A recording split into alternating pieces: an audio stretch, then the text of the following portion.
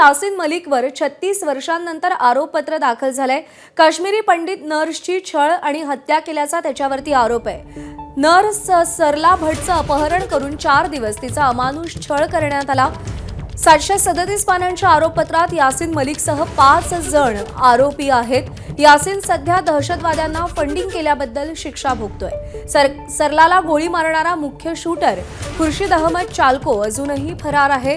सरला भट अनंतनागची रहिवासी होती। 18 एप्रिल 1990ला ड्युटीवर जाताना तिचं अपहरण करण्यात आलं।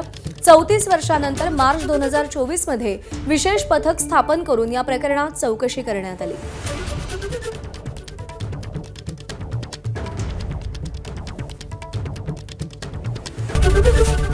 एबीपी माझा, उघडा डोळे बघा नीट।